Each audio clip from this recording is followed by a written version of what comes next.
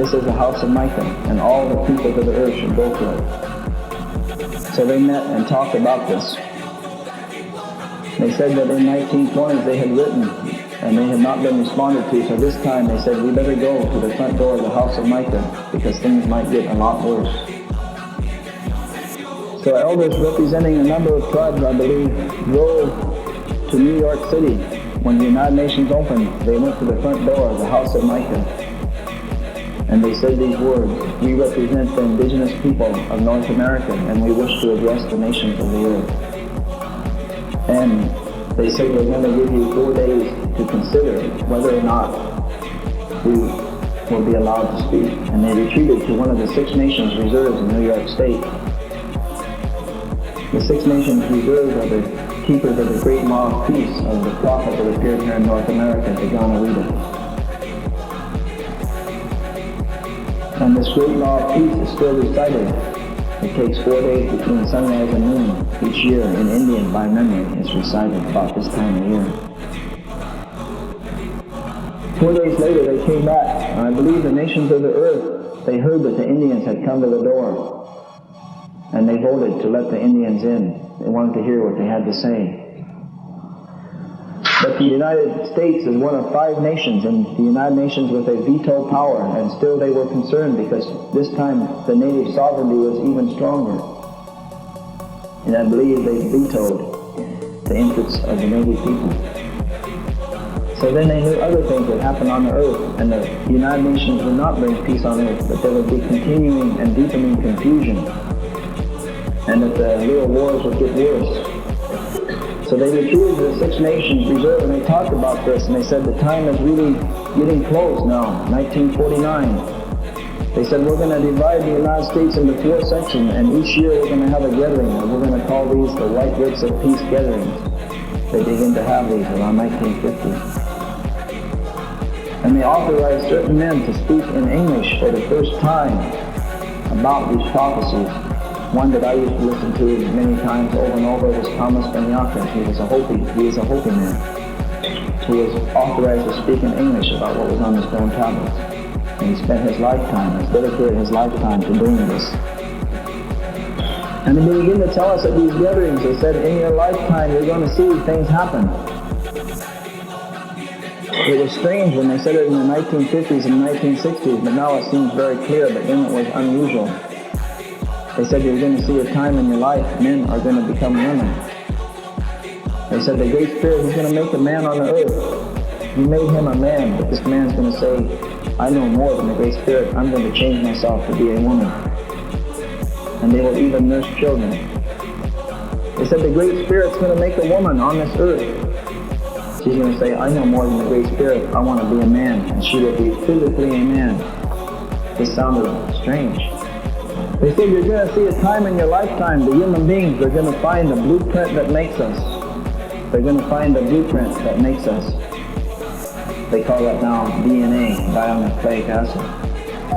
And they said they're going to cut this blueprint. They call that now genetic splicing. They said they're going to make new animals upon the earth, and they're going to think these are going to help us. And it's going to seem like they do help us. But maybe the grandchildren and great-grandchildren, they're going to suffer. I don't know if you heard on the news last month, in the United States now, they have genetically spliced a new germ, never before released in the environment. They want to release this germ into the cotton fields of the South. They say it will rejuvenate and strengthen the cotton. They had scientists on the CBS Evening News the other night talking about it, and one scientist, he said what the elders said in 1950. He says, this will not harm us. We can put it in a lot of tests. And the other scientist, he said what the other elders, he said what the elders also said. He said, no. He says, never before been in the environment. We have no idea what it will do. But the elders spoke of it long ago. They said it will seem harmless, but it maybe it will hurt the great-grandchildren. The elders said long ago, they will release these things. They will use them. This is going to be released not too long from now. They're making new animals. The elders talked about this. They said you will see new animals, and even the old animals will come back. Animals that people thought had disappeared, they will find them here and there. They begin to reappear. They said you'll see a time, about this time, they said, there's going to be a time when the eagle will fly its highest in the night and it will land upon the moon. Some tribes say the eagle will circle the moon. Some tribes say the eagle will fly its highest in the night. And at that time, they say, many of the native people will be sleeping, which symbolically means they have lost their teachings. Or some tribes say it will be as if they're frozen, they've been through the long winter. But they say when the eagle flies its highest in the night, that will be the first light of a new day. That will be the first thawing of spring. Of course, at the first light of a new day, if you stayed up all night, you notice it's really dark. And the first light, you want to see it, but you can't. It sneaks up on you. You want to see it change, but it was dark, and then pretty soon it's getting light before you know it. We're at that time now. The eagle has landed on the moon, 1969. When that spaceship landed, they sent back the message that eagle has landed. Traditional native people from clear up in the Inuit that have shared with us, they had this prophecy clear down to the Quechuas in South America. They shared with us they had this prophecy. When they heard those first words, the eagle has landed, they knew that was the start of a new time and a new power for native people. There is absolutely nothing strong before us now. We may do anything we wish. In 1776, when the United States government printed the dollar in one claw, if you've ever noticed, there's an olive branch in this claw.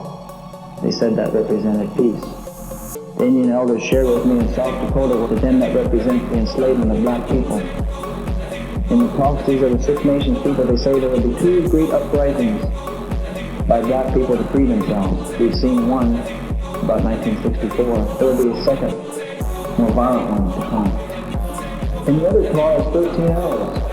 The founding fathers of the United States said that represents the 13 states. But they say the elders that represents the enslavement of native people. When the eagle landed on the moon, they decided to print a special silver dollar to commemorate that. I don't know how many of you noticed it. The original design showed the spaceship landing on the moon, but at the last minute it was changed to an actual eagle. And in the eagle's claws is the olive branch, but the arrows are gone. And the elders said that's our prophecy. We have been released. There was one more uprising coming for the black race of people, and then they will be released. And this is also going to have an effect on native people, a good effect. But we're in that time now. We're between the first light of a new day and the sunrise. The sunrise is about to come. When it comes up, everyone is going to see it. But you know how it is in the village. There's a few people that get up early, and there's some that sleep till noon. And he said when that eagle lands on the moon, the powers begin to come back to us. And as an alcoholic person, I feel that one of our greatest diseases is alcoholism. And within 7 days of the time the eagle landed on the moon, the first native alcoholism program was started on the Apache Reservation in Arizona. Within 7 days of the time the eagle landed on the moon, the Freedom of Indian Religion Act was introduced into the United States Congress. In 1978, it was signed by President Carter, I believe it was November 10th. It was punishable at one time to go to jail for 10 years and or a $10,000 fine for singing a song or doing a sweat. This was changed in 1978. The legislation was introduced in 1969, less than 7 days after the eagle landed on the moon. These are the physical manifestations of the spiritual prophecies that we have. So they said at this time you're going to see things will speed up. The people on the earth will move faster and faster. Grandchildren will not have time for grandparents. Parents will not have time for children. It seems like time is going faster and faster, and the elders advised us, as things speed up, you yourself should slow down. The faster things go, the slower you go. Because there's going to come a time when the earth is going to be shaken a third time. The Great Spirit has been shaking the earth 2 times, the First and Second World Wars, to remind us that we are a human family, to remind us that we should have viewed each other as brothers and sisters. We had a chance after each shaking to come together in a circle that would have brought peace on earth. But we missed that. Last night they were talking on the news about the sign for the third shaking of the earth. I heard it sitting in the airport after I missed my plane. They said they're going to build what the elders called the house in the sky. In the 1950s, they talked about this. They will build a house and throw it into the sky. When you see people living in the sky on a permanent basis, you will know the Great Spirit is about to grab the earth. This time not with one hand, but with both hands. Many of you, of native background, may have heard the Spirit will warn you twice, but the third time you stand alone. We've had 2 warnings, the first 2 world wars, but now we'll stand alone in the third one. As it says in the Baha'i writings, there will be no one protected. When this house is in the sky, the Great Spirit's going to shake the earth a third time, and whoever dropped that gourd of ashes upon them is going to drop. They say at that time there will be villages in this land so great that when you stand in these villages, you will not be able to see out. And in the prophecies, these are called villages of stone, or prairies of stone. And they said the stone will grow up from the ground and you will not be able to see beyond the village. And at the center of each and every one of these villages, there will be native people, and they will walk as hollow shells upon a flurry of stone. They said hollow shells, this means they will have lost many of their traditional understandings. They will be empty within. They said after the eagle lands on the moon, some of these people will begin to leave these prairies of stone and come home and take up some of the old ways and begin to make themselves reborn, because it's a new day. But many will not. And they said there's going to come a time when in the morning the sun is going to rise and those villages of stone will be there. And in the evening there will just be steam coming from the ground. There will be as steam. And in the center of many of those villages of stone, when they turn to steam, the native people will turn to steam also, because they never woke up and left the village. And this used to bother me when I was a young man. I used to ask the elders, is there anything we can do? And they said, well, it's just that way that if the person does not have the spiritual eyes to see, it's very hard to show them. Or if they don't have the ears to hear, it's very hard to speak with them. We wish that we could go get them all, but we can't. Some are not going to wake up. But some will wake up. And so they say there's going to be the third shaking of the earth. It's going to be not a good thing to see, but we will survive it. We will survive it. And when we survive it, then there's going to be another attempt to make a circle of the human beings on the earth. And this time the native people will not have to petition to join, but will be invited to enter the circle, because they say the attitude towards us will have changed by then. And people will invite us into the circle, and all the 4 colors of the 4 directions will share their wisdom, and there will be a peace on earth. This is coming close. All times when I share this message of the prophecies, people say, can't we change it? Could we stop it?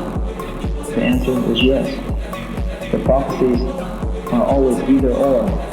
We could have came together way back there in 1565, and we could have had a great civilization, but we didn't. Always along the path of these prophecies, we could have came together.